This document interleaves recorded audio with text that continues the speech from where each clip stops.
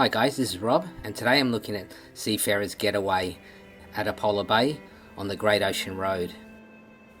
It's rated as a 4-star property and has 20 rooms made up of studio and beach lodges. So on the map, you can see it in red and its location in relation to Melbourne. I'll zoom in closer, and as you can see, it's just outside of the town of Apollo Bay.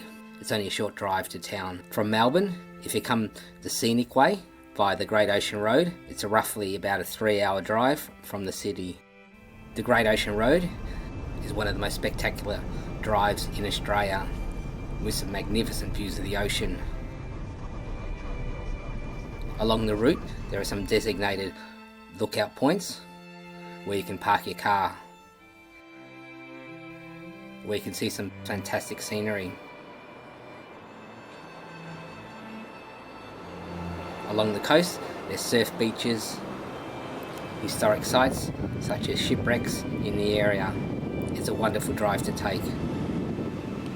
Of course, along here, one of the most popular things to see is the 12 Apostles. From Apollo Bay itself, it's around a 1.5 hour drive.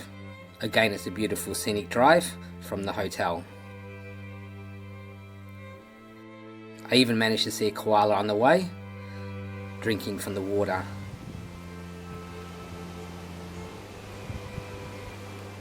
I also did a side trip to Cape Otway Lighthouse, which is the oldest surviving lighthouse on the mainland of Australia. You can visit here and learn about the history. The day I visited here, the weather was just terrible, windy, wet and cold. It was just nice to sit in the warm cafe with a coffee. For more on the lighthouse and prices, check out the website that I've shown. On to the actual 12 Apostles. Again, when I visited, the weather was just terrible. The rain was just coming in sideways from the winds. It was really difficult to get some good video. I have been here before on some sunny days, and it's quite a contrast.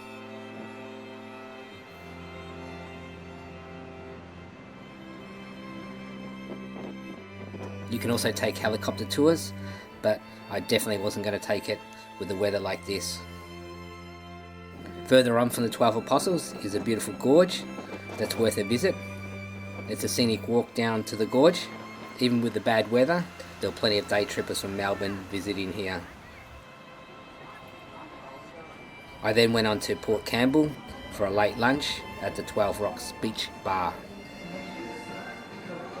I enjoyed a nice seafood lunch here.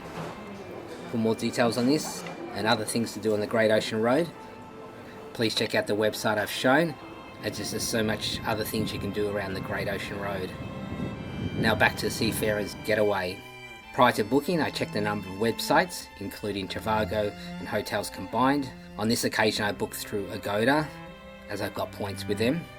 I checked a number of sites, and basically the prices were on par with each other. Seafarers' own website was the same price as well.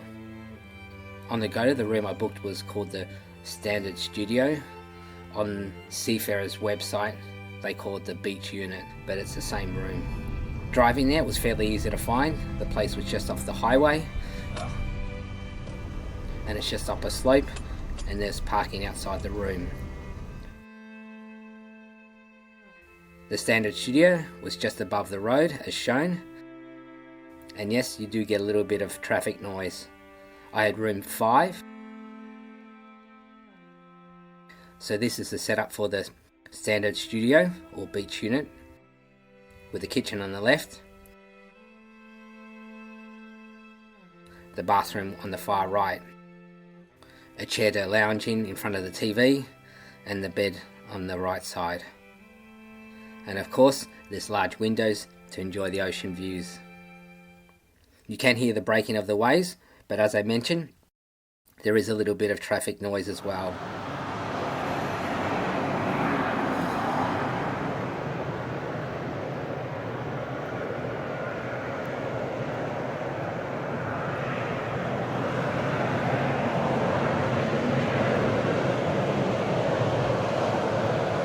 I didn't experience a lot of traffic noise. You can mostly hear just the ocean waves crashing. So So I found it really relaxing just to sit on the veranda and take in the fresh ocean breezes, have a morning coffee and savour the moment. Just wonderful.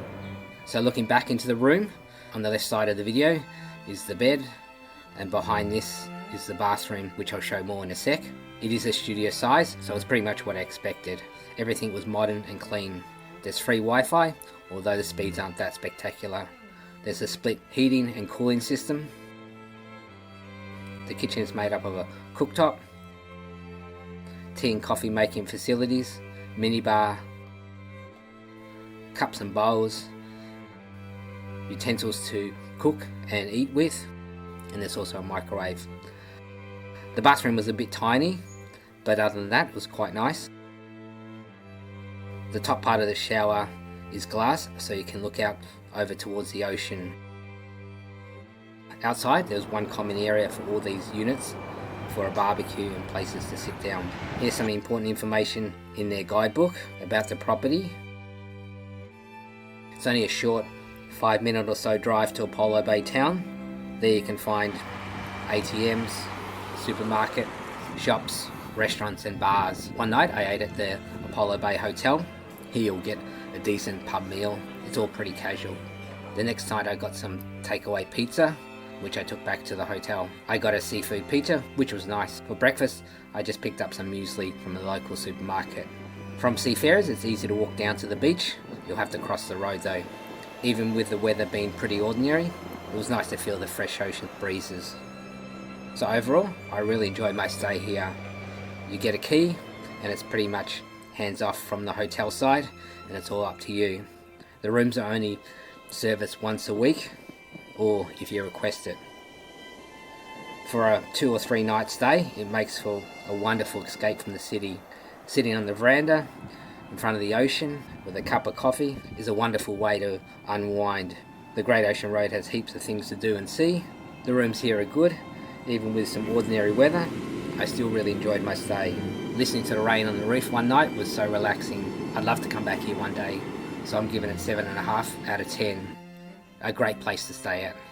For more travel videos, please subscribe to my channel. Thanks so much for watching. I'll catch you next time.